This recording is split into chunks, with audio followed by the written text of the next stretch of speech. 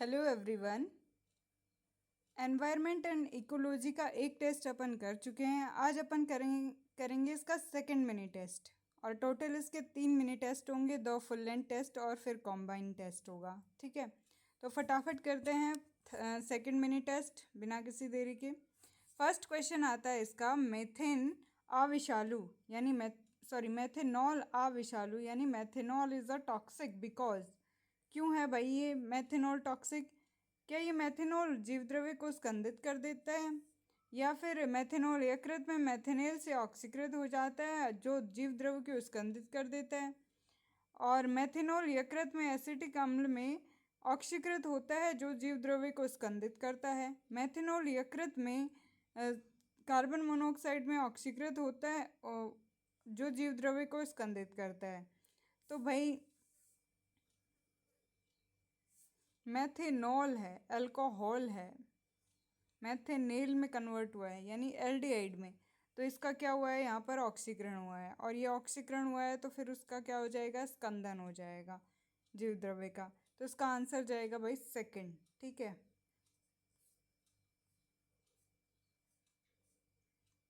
देखो मेथेनॉल यकृत में मेथेनेल में ऑक्सीकृत होता है जो जीव द्रव्य को स्कंदित करता है। भाई मेथेनॉल शरीर में जाने पर लीवर या यकृत द्वारा पहले मेथेनेल और फिर फॉर्मिक एसिड में कन्वर्ट होता है। फॉर्मिक एसिड माइटोकॉन्ड्रिया की कार्य प्रणाली को बाधित करता है और कोशिका मृत्यु का कारण बनता है।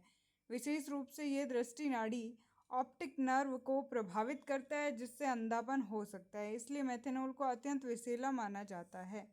ओके, मेथेनॉल एक विषाक्त पदार्थ है। इसका मुख्य उपयोग भाई मेथेनॉल का प्राथमिक उपयोग ईंधन में मिलाने वाले यौगिक के रूप में किया जाता है। यह प्लास्टिक, फॉर्मल्डिहाइड, एसिटिक एसिड और विस्फोटकों के निर्माण में एक अग्रदूत के रूप में प्रयुक्त होता है। इसके अतिरिक्त यह पेंट हटाने वाले रसायनों, एरासोल, स्प्रे पेंट और कारों की विंडशील्ड वॉशर उत्पादों में भी एक योजक के रूप में शामिल होता है। एक्सपोजर के स्रोत भाई, मेथेनॉल का शरीर में प्रवेश 3 तरीकों से होता है भाई, वाष्पों के सांस के माध्यम से, या फिर त्वचा के संपर्क के माध्यम से, या फिर परंतु सबसे सामान्य और गंभीर तरीका होता है गलती से या जानबूझकर सेवन करने से। ठीक है, विषाक्तता के कारण क्या है भाई, एन हेक्सेन की तरह मेथेनॉल स्वयं सबसे विषाक्त यौगिक नहीं है। इसकी विषाक्तता इसके चयापचयी मध्यवर्ती उत्पादों यानी मेटाबॉलिक इंटरमीडिएट्स, विशेष रूप से फॉर्मिक एसिड का निर्माण फॉर्मिक एसिड के कारण होती है। यकृत में मेथेनॉल को अल्कोहल डिहाइड्रोजनेज एंजाइम द्वारा फॉर्मेल्डिहाइड में कन्वर्ट किया जाता है, और तत्पश्चात वह फॉर्मेल्डिहाइड तीव्रता से फॉर्मिक एसिड में परिवर्तित हो जाता है जो कोशिकाओं और विशेष रूप से दृष्टि तंत्र को नुकसान पहुंचाता है। लक्षण क्या है भाई, मेथेनॉल विषाक्तता के लक्षण प्रारंभ में इथेनॉल नशा जैसे दिखाई देते हैं, जैसे कि भाई अपने उनिंदापन, भ्रम, सिरदर्द, मितली, अस्थिर चाल, दृष्टि दोष आदि। दीर्घकालिक प्रभाव क्या है भाई, प्रारंभिक लक्षणों के बाद कुछ हफ्तों के भीतर तंत्रिका तंत्र को नुकसान हो सकता है जिसे पार्किंसोनियन या डायस्टोनिक प्रकार का माना जाता है। ब्रेन स्किन में बेसल ग्लैंगिया, पुटामेन और वाइट मैटर क्षेत्रों में क्षति देखी गई है। गति संबंधी समस्याएं धीरे धीरे प्रकट होती हैं, और लेवोडोपा उपचार में कुछ हद तक राहत मिल सकती है, लेकिन वाइट मैटर की क्षति अधिक व्यापक हो सकती है। ठीक है भाई, ध्यान रखना है इसका।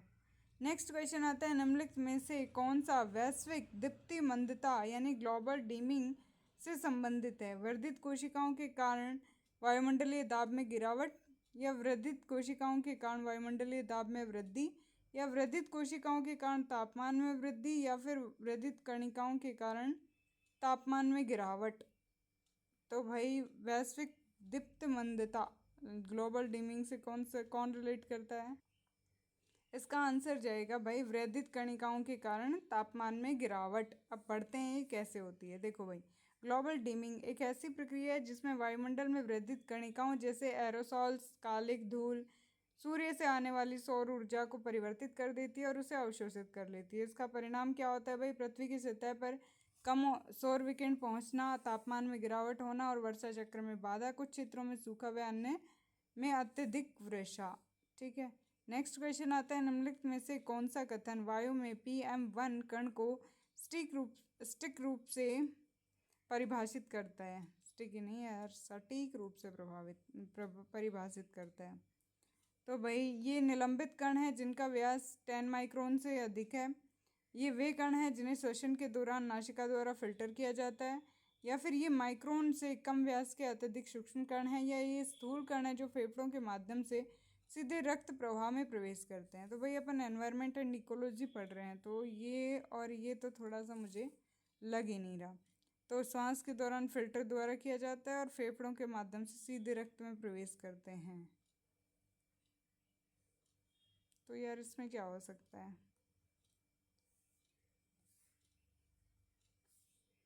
भाई इसका आंसर है सी, PM1 कण। वायु में PM1 कण ये 1 माइक्रोन से कम व्यास के अत्यधिक सूक्ष्म कण होते हैं। ठीक है, पढ़ते हैं इसके बारे में भाई। 1 माइक्रोन से कम व्यास के अत्यधिक सूक्ष्म कण है PM1, यानी पर्टिकुलेट मैटर 1 का अर्थ होता है ऐसे वायुमंडल कण जिनका व्यास 1 माइक्रोन से कम है। ये अत्यधिक सूक्ष्म पार्टिकल्स होते हैं भाई। ये नाक व श्वसन तंत्र की रक्षा प्रणालियों को पार कर फेफड़ों में गहराइयों तक जाते हैं। कुछ PM1 कण को रक्त प्रवाह में प्रवेश कर सकते हैं, हृदय, मस्तिष्क आदि को प्रभावित कर सकते हैं भाई।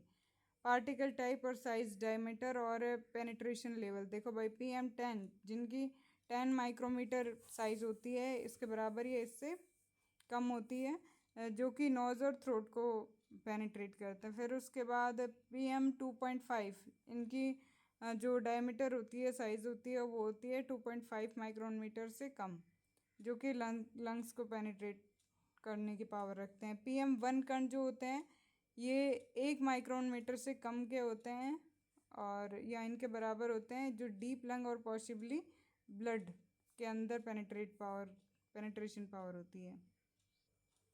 नेक्स्ट क्वेश्चन है, निम्नलिखित में से कौन सा रामसर आर्द्र स्थल भारत के किसी भी संघ राज्य क्षेत्र में स्थित नहीं है? भाई हकरा आर्द्र भूमि ये तो अवस्थित है। प्लाइंट कैलीमेयर वन्य जीव एवं पक्षी अभ्यारण्य या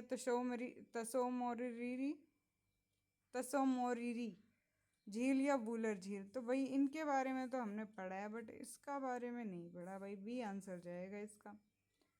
तो भाई विकल्प का विश्लेषण कर लेते हैं। होकरा आर्द्र भूमि तो ये तो कश्मीर में है, जम्मू कश्मीर में। ये एक केंद्र शासित प्रदेश है। पॉइंट कैलीमेयर वन्यजीव और पक्षी अभ्यारण्य तमिलनाडु में है। पढ़ा नहीं लेकिन यार ये। तसोमोरिरी झील ये लद्दाख में संघ शासित प्रदेश में स्थित है। वूलर झील जो है ये जम्मू कश्मीर में संघ शासित प्रदेश में स्थित है। बात बिल्कुल सही है। नेक्स्ट क्वेश्चन आता है, निम्नलिखित में से कौन सा प्राणी समूह अपने पर्यावरण से प्रभावित हुए बिना अपने शरीर के तापमान को नियंत्रित कर सकते हैं? तो भाई शरीर के तापमान को नियंत्रित कौन कर सकते हैं? सरीसृप और स्तनधारी, या फिर स्तनधारी और पक्षी, या उभयचर, या सरीसृप और पक्षी और उभयचर। तो भाई देखो, स्तनधारी तो कर सकते हैं अपने तापमान को नियंत्रित। स्तनधारी के साथ शायद पक्षी कर सकते हैं। देखो भाई वैज्ञानिक कारण क्या है? स्तनधारी और पक्षी को एंडोथर्मिक जीव कहा जाता है। ये जीव अपने शरीर के तापमान को स्वयं नियंत्रित कर सकते हैं, चाहे वो भारी वातावरण का तापमान कोई भी हो। इनके शरीर में ऊष्मा उत्पादन की आंतरिक प्रणाली होती है। अन्य विकल्पों का विश्लेषण, जैसे सरीसृप और स्तनधारी। जो सरीसृप ठंडे रक्त वाले होते हैं, उभयचर और सरीसृप दोनों ठंडे रक्त वाले होते हैं भाई। पक्षी और उभयचर तापमान नियंत्रित नहीं कर सकते हैं। ओके, नेक्स्ट क्वेश्चन आता है, निम्नलिखित में से कौन सा महान भारतीय सारंग ग्रेट इंडियन बस्टर्ड का आवास है? ग्रेट इंडियन बस्टर्ड का आवास भाई एलवन जल का पारिस्थितिक तंत्र, या शुष्क पारिस्थितिक तंत्र, या समुद्र तटीय पारिस्थितिक तंत्र, या हिमालयी पारिस्थितिक तंत्र। तो भाई ये राजस्थान में बहुत आता है ग्रेट इंडियन बस्टर्ड। तो ये राजस्थान तो शुष्क है, तो फिर इसे बोल देंगे भाई शुष्क पारिस्थितिकी तंत्र। पढ़ते हैं इसके बारे में। महान भारतीय सारस का एक भूमिवासी पक्षी है। ग्रेट इंडियन बस्टर्ड एक भूमिवासी पक्षी है।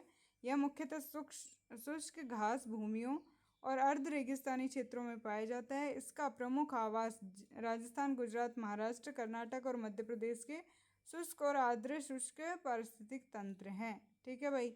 नेक्स्ट क्वेश्चन है, ओजोन छिद्र एक क्षेत्र है जो अंटार्कटिका के ऊपर स्थित है, जो कि एक मुख्य रूप से CFC गैसों के कारण होता है।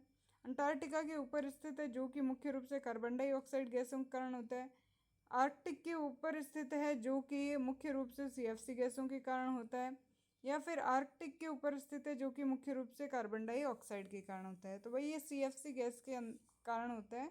लेकिन ये कहाँ से पता चला है अपन को? ये अंटार्कटिक से पता चला है, तो शायद इसमें आंसर जाएगा फर्स्ट। ठीक है।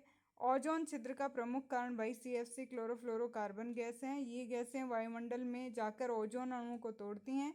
यह छिद्र मुख्यतः अंटार्कटिक के ऊपर दक्षिणी ध्रुवीय क्षेत्रों में देखा गया है। यहाँ के ठंडे तापमान और ध्रुवीय स्ट्रेटोस्फेरिक बादल CFC को सक्रिय करते हैं। नेक्स्ट क्वेश्चन है, क्योटो प्रोटोकॉल निम्नलिखित में से किस विषय से विशेष रूप से संबंधित है? उत्सर्जन में कमी से, ओजोन परत का अवक्षेप से, क्लोरोफ्लोरोकार्बन से, जैव विविधता प्रबंधन से। तो भाई ये उत्सर्जन में कमी से रिलेटेड है। ये CO2 वगैरह इन सब के उत्सर्जन में कमी से है शायद। पढ़ते हैं इसके बारे में।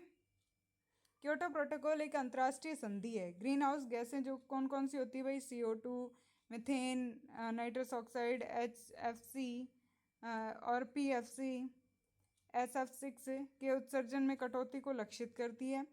यह United nation framework convention on climate change UNFCCC के अंतर्गत 1997 में स्वीकार की गई और 2005 में ये प्रभावी हुई।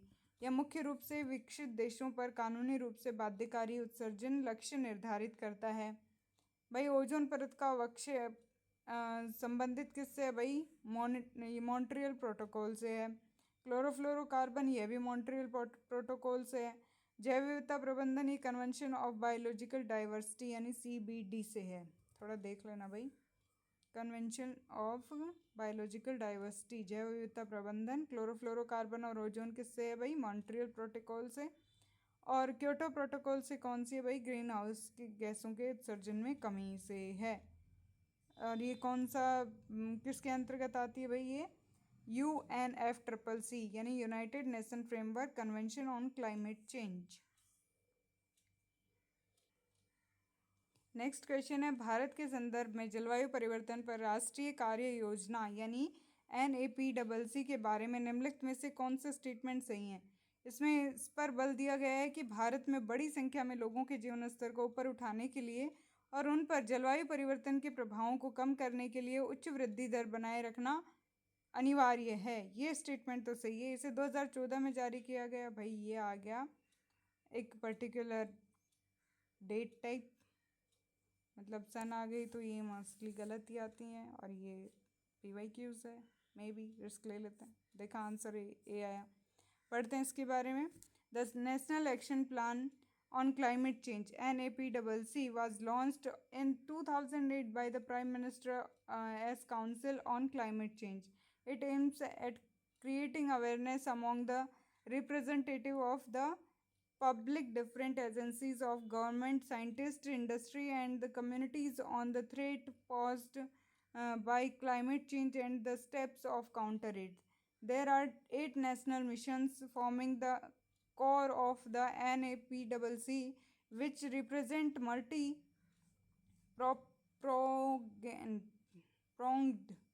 long-term and integrated strategy for achieving key goals in climate change. There is National Solar Mission, National Mission for Enhanced Energy Efficiency, National Mission on Sustainable Habitat, National Water Mission, National Mission for Sustaining the Himalayan Ecosystem, National Mission for a Green India, National Mission for Sustainable Agriculture, National Mission on Strategic Knowledge for Climate Change. ठीक है भाई। Next question है, ये English में ही है। Keibul Lamjao national park is located in which one of the following wetland? तो ये चिल्का लेगून ऑफ उड़ीसा नहीं, लोकटक लेक मणिपुर, यस यहीं पर ये केबुल लामजाओ। पढ़ते हैं इसके बारे में, ये भी इंग्लिश में ही है।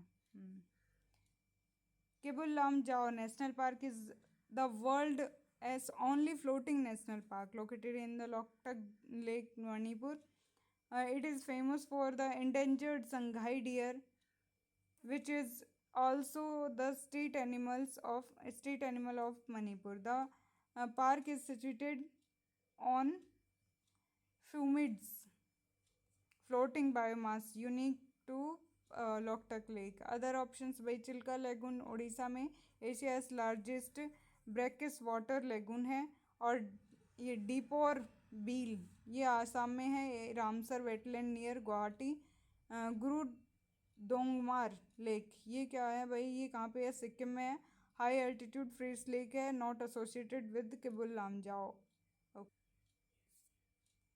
नेक्स्ट क्वेश्चन आता है, निम्नलिखित बायोम्स पारिस्थितिकी तंत्रों के बारे में कथनों पर विचार कीजिए। उष्णकटिबंधीय सवाना बायोम एक उष्णकटिबंधीय घास भूमि है जिसमें छिटपुट रूप से सूखा प्रतिरोधी वृक्ष पाए जाते हैं। समशीतोष्ण पर्णपाती वन बायोम हिमालय के उच्च ऊंचाई वाले क्षेत्र हैं। समशीतोष्ण कोणधारी वन बायोम अत्यंत शुष्क वातावरण में पाया जाता है जहां तापमान बहुत ठंडा से लेकर बहुत गर्म तक होता है। टुंड्रा बायोम ये ध्रुवीय क्षेत्रों में पाया जाता है और इनमें पेड़ों की अनुपस्थिति, बौने पौधे, गिली, स्पंजी और उबड़ खाबड़ भूमि की विशेषता होती है। तो इसमें से कौन सा स्टेटमेंट सही है? मोस्टली सही लग रहे हैं, लेकिन ये एक्सट्रीम स्टेटमेंट है, इसमें बी आंसर जाएगा। पढ़ते हैं इसके बारे में। उष्णकटिबंधीय सवाना बायोम एक उष्णकटिबंधीय घास भूमि है जिसमें छिटपुट रूप से सूखा प्रतिरोधी वृक्ष पाए जाते हैं। सवाना क्षेत्र मुख्यतः उष्णकटिबंधीय अक्षांशों में पाया जाता है, जैसे कि अफ्रीका, वहाँ पर सूखा प्रतिरोधी वृक्ष जैसे बबूल पाए जाते हैं। सेकंड स्टेटमेंट क्या बोलता है, समशीतोष्ण पर्णपाती वन बायोम हिमालय में एक उच्च ऊंचाई वाले क्षेत्र हैं। ये बात तो सही है। भारत में शीतोष्ण पर्णपाती वन मुख्य रूप से हिमालय क्षेत्र में स्थित हैं। इनकी विशेषता ओक, मेपल, बीच जैसे पेड़ हैं। वे पूर्वोत्तर राज्यों, हिमालय की तराई और मध्य भारत के कुछ हिस्सों में भी पाए जाते हैं। यहाँ वर्षा के आधार पर इन्हें नम या शुष्क पर्णपाती वनों के रूप में वर्गीकृत किया जा सकता है। थर्ड स्टेटमेंट है, समशीतोष्ण कोणधारी वन बायोम अत्यंत शुष्क वातावरण में पाया जाता है। ये स्टेटमेंट गलत है, क्योंकि कॉनिफेरस आमतौर पर वाले क्षेत्रों में होते हैं, न कि शुष्क। ये बोरेल और टैगा वन कहलाते हैं भाई। फोर्थ स्टेटमेंट है कि टुंड्रा बायोम ध्रुवीय क्षेत्रों में पाया जाता है। ये स्टेटमेंट सही है। टुंड्रा बायोम आर्कटिक और उप आर्कटिक क्षेत्रों में पाए जाते हैं। यहाँ पेड़ नहीं होते, भूमि ठंडी और स्पंजी होती है और केवल बौने पौधे ही होते हैं। ठीक है भाई।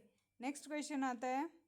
नेक्स्ट क्वेश्चन है, बायोगैस को एक उत्कृष्ट ईंधन माना जाता है जिसका दहन धूम्र रहित होता है। बायोगैस का मुख्य घटक कौन होता है भाई? वो ऑब्वियसली मीथेन होता है उसका। पढ़ते हैं इसके बारे में। बायोगैस मुख्यतः जैव अपशिष्ट जैसे गोबर, वनस्पति के अपशिष्ट, अवायवीय अपघटन से उत्पन्न होती हैं। इनकी प्रमुख रूप से निम्न गैसें होती हैं भाई। मीथेन जिसमें 50 से 75% होती है। कार्बन डाइऑक्साइड भी होती है 25 से 50%। हाइड्रोजन सल्फाइड ट्रेस अमाउंट होती है, और हाइड्रोजन जो है ये बहुत ही न्यून मात्रा में रहती है। मीथेन ही बायोगैस का मुख्य ऊर्जा उत्पादक घटक है जो इसे धुएं रहित और उच्च ऊष्मा युक्त ईंधन बनाता है। नेक्स्ट क्वेश्चन है भाई, सूची फर्स्ट को सूची सेकंड से मिलाओ। अंतर्राष्ट्रीय कन्वेंशन है और उनके विषय क्या हैं? तो स्टॉकहोम कन्वेंशन किससे रिलेट करता है भाई? पढ़ो। ये दीर्घस्थायी जैव प्रदूषक के से रिलेट करता है। मीना माता पारद पर आबद्ध कर लिखत है, ये बात तो बिल्कुल सही है। बॉसेल कन्वेंशन, अब इनको मिला लो फिर उसके बाद देख लो। तो आंसर अपना डी जा रहा है। तो बोसेल कन्वेंशन कहाँ जाएगा? खतरनाक अपशिष्टों का सीमा पारीय संचलन और उनका निपटान से रिलेटेड है। रोटरडैम कन्वेंशन ये अंतर्राष्ट्रीय व्यापार में खतरनाक रसायन और पीड़कनाशी है से रिलेटेड है। ठीक है, पढ़ते हैं इसके बारे में। अंतर्राष्ट्रीय कन्वेंशन सूची फर्स्ट और सूची सेकंड का वही सटीक मिलान है। स्टॉकहोम कन्वेंशन दीर्घस्थायी प्रदूषक के बारे में बताता है। मीनामाटा कन्वेंशन ये पारे पर आधारित लिखित है भाई।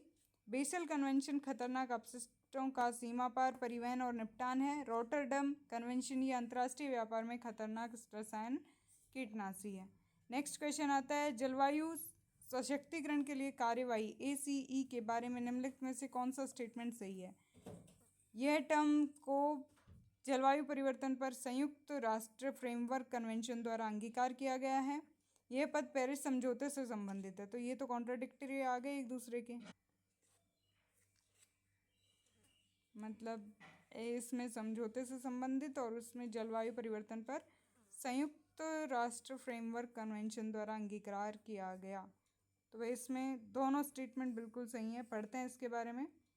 इस पद को जलवायु परिवर्तन पर संयुक्त राष्ट्र फ्रेमवर्क कन्वेंशन द्वारा अंगीकार किया गया है, ये स्टेटमेंट सही है। Action of climate empowerment ACE एक अवधारणा जिसे UNFCCC द्वारा आर्टिकल 6 में पेरिस समझौते के आर्टिकल 12 में मान्यता दी गई है। ACE के छः प्रमुख तत्व कौन से हैं भाई? जलवायु शिक्षा, जन जागरूकता, प्रशिक्षण, जन सहभागिता, सूचना की उपलब्धता, अंतर्राष्ट्रीय सहयोग। ठीक है।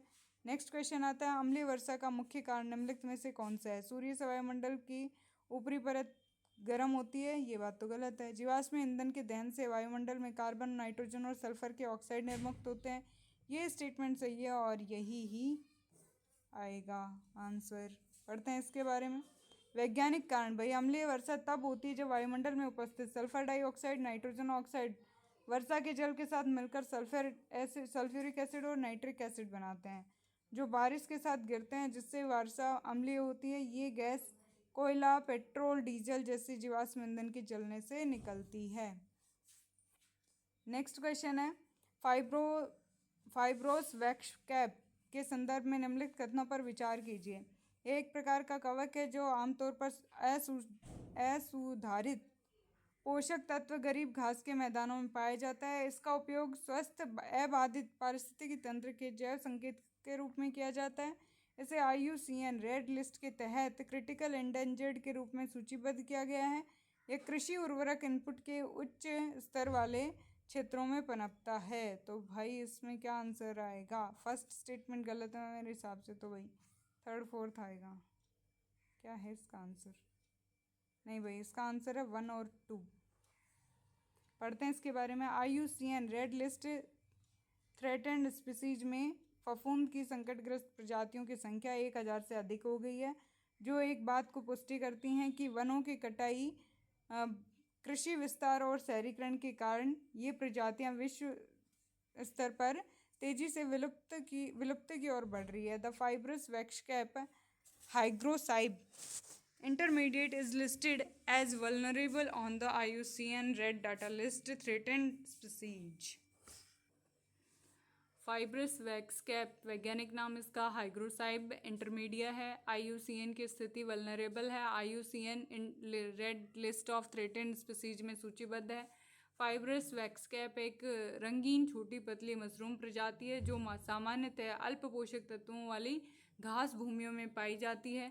इनका संबंध हाइग्रोसाइब वैक्स कैप जीनस से है, जो जीवित घास के मैदानों के स्वास्थ्य के जैव सूचक के रूप में माने जाते हैं। भौगोलिक वितरण: यह प्रजाति यूरोप के कई हिस्सों में पाई जाती है, विशेषकर ब्रिटेन, आयरलैंड, नॉर्वे, स्वीडन और जर्मनी में। हालांकि पिछले कुछ दशकों में इसके प्राकृतिक आवासों में भारी गिरावट देखी गई है। मुख्य खतरे क्या हैं भाई? घास भूमियों का कृषि भूमि में परिवर्तन, अत्यधिक चराई, उर्वरक और कीटनाशकों का प्रयोग, शहरीकरण और भूमि उपयोग परिवर्तन और वनों का अतिक्रमण। नेक्स्ट क्वेश्चन आता है बोसवेलिया पॉपिवियाना निम्नलिखित में से किस क्षेत्र के लिए स्थानिक है भाई? पश्चिमी घाट भारत या सोकोट्रा द्वीप यमन, मेडागास्कर हाईलैंड्स, अंडमान द्वीप समूह। बोसविया पोपोवियाना, तो ये सोकोट्रा द्वीप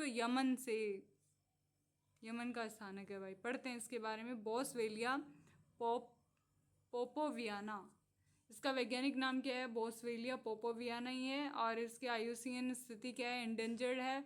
ये ब्रूसनेशी फैमिली से है और स्थान इसका केवल सोकोत्रा द्वीप यमन में पाई जाने वाली स्थानिक प्रजाति है। प्राकृतिक प्रकार ये छोटा पेड़ है, झाड़ीदार पौधा होता है और भौगोलिक वितरण सोकोत्रा द्वीप पर केवल सीमित क्षेत्रों में ये पाया जाता है। अत्यंत दुर्लभ और संवेदनशील होता है। यह द्वीप यूनेस्को विश्व धरोहर स्थल में भी जैव विविधता के लिए विश्व प्रसिद्ध है। पारिस्थितिक भूमिका, यह प्रजाति फ्रेंचाइज लुबान नाम सुगंधित रेजिन उत्पन्न करती है और जिसका ऐतिहासिक व सांस्कृतिक महत्व है। स्थानीय पारिस्थितिक तंत्र में यह मृदा स्थिरीकरण और प्राकृतिक विविधता बनाए रखने में सहायक होती है। यूपीएससी उपयोगी तथ्य तालिका भाई, इसका वैज्ञानिक नाम बोस्वेलिया पोपोवियाना है। स्थान इसका सोकोत्रा द्वीप यमन, केवल यहीं पाई जाती है। संकटग्रस्त है और चराई, अत्यधिक दोहन और जलवायु परिवर्तन की वजह से। पारिस्थितिक महत्व इसका रेजिन उत्पादन और जैव विविधता समर्थन। ठीक है, नेक्स्ट क्वेश्चन आता है क्लोरोसाइफा साइनिफोर्म हाल ही में जैव विविधता अध्ययन में देखा गया है। पश्चिमी घाट में पाई जाने वाली मांसाहारी पादप की एक प्रजाति है। यह पश्चिमी हिमालय की स्थानिक उष्णकटिबंधीय तितली है। यह पश्चिमी अफ्रीका वर्षावन धाराओं में पाई जाने वाली चमकीले रंग की डैम सेल्फली प्रजाति है या फिर हिंद महासागर में जल तापीय छिद्रों में गहरे समुद्र में पाई जाने वाली मछली है। तो क्लोरोसाइफा साइनिफ्रोन ये क्या है भाई? ये है भाई पश्चिमी अफ्रीका वर्षावन धाराओं में पाई जाने वाली चमकीले रंग की डैम सेल्फली प्रजाति है। पढ़ते हैं इसके बारे में। गैबोन में एक नर नीले सिर वाला डेमिस फ्लाई प्रजाति का वैज्ञानिक नाम क्या है? क्लोरोसाइफा साइनिफ्रोन्स। और वर्ग इसका क्या है? ओडोंटा डेमसेल्फ्लाई। परिवार इसका क्या है? क्लोरोसाइफेडी। इसकी विशेषता क्या है? प्रजनन के समय नर की चमकदार नीली रंगत और पंखों की संरचना इसे अलग बनाती है। आवास इसका क्या है? उष्णकटिबंधीय वर्षावनों की साफ जलधाराएं, विशेष रूप से पश्चिमी अफ्रीका जैसे गैबोन में। ठीक है भाई। नेक्स्ट क्वेश्चन आता है वुडविल कार्स्ट गुफा क्रेफिस हाल ही में संरक्षण रिपोर्ट में देखा गया है। पश्चिमी ऑस्ट्रेलिया के मूल निवासी रेगिस्तान में रहने वाले बिच्छू की एक प्रजाति है। फ्लोरिडा संयुक्त राज्य अमेरिका की कार्स्ट एक्वीफर प्रणालियों में पाई जाने वाली एक गुफा अनुकूलित क्रेस्टेशियन प्रजाति है या फिर आर्कटिक महासागर में जल तापीय छिद्रों के निकट गहरे समुद्र में मोलस्क की खोजी गई प्रजाति है। यहाँ उच्च ऊंचाई वाले हिमालय क्षेत्रों के हिमालयी घास के मैदानों में पाई जाने वाली एक प्रवासी कीट प्रजाति है। तो इसका आंसर भाई बी जाएगा क्योंकि यहाँ पे देखो कास्ट एक्वीफर पहले भी लिखा हुआ है। पढ़ते हैं इसके बारे में। वुडविल कास्ट क्रेफिस, इसकी IUCN की स्थिति भाई ये इंडेंजर्ड है। स्थान फ्लोरिडा और संयुक्त राज्य अमेरिका में और आवास इसका केवल गुफाओं में, विशेषकर क्रास्ट एक्वीफर सिस्टम में। मुख्य विशेषताएं ये रंगहीन होती है, अंधेरी गुफाओं में जीवन के अनुकूल रूप से विकसित होती हैं, आंखें बहुत छोटी होती हैं और अनुपस्थित होती हैं। अत्यंत सीमित वितरण केवल कुछ विशिष्ट भूमिगत जल प्रणालियों में ही ये पाई जाती हैं। ओके, नेक्स्ट क्वेश्चन है IUCN के ग्रीन स्टेटस मूल्यांकन में शेर पेंथेरा लियो को इस प्रकार वर्गीकृत किया गया है। जंगल में विलुप्त, पूरी तरह से ठीक हो गया, अधिकांशतः क्षय या संकटापन्न। तो ये अधिकांशतः क्षय के अंतर्गत आता है। पढ़ते हैं इसके बारे में। ग्रीन स्टेटस मूल्यांकन दर्शाता है कि सिंह के संरक्षण के लिए प्रयासों को और तेज से करने की आवश्यकता है। IUCN की रेड डाटा लिस्ट में अब तक 100 से अधिक प्रजातियों का ग्रीन स्टेटस मूल्यांकन शामिल किया जा चुका है। ग्रीन स्टेटस मूल्यांकन IUCN रेड डाटा लिस्ट का पूरक है जो किसी प्रजाति में पुनः स्थापन या रिकवरी और संरक्षण प्रयासों की सफलता को मापने का वैज्ञानिक उपकरण प्रदान करता है। सिंह पेंथेरा लियो का पहला ग्रीन स्टेटस मूल्यांकन यह दर्शाता है कि इसकी स्थिति काफ़ी हद तक क्षीण यानी लार्जली डिप्लेटेड है, जबकि IUCN रेड लिस्ट में यह अभी भी श्रेणी में है, यानी वल्नरेबल श्रेणी में अभी भी है। तो ये हो गया अपना second test complete. Third test next video में करेंगे और इसका बार बार रिवीजन करते रहना अपन को। Okay, take care, bye bye.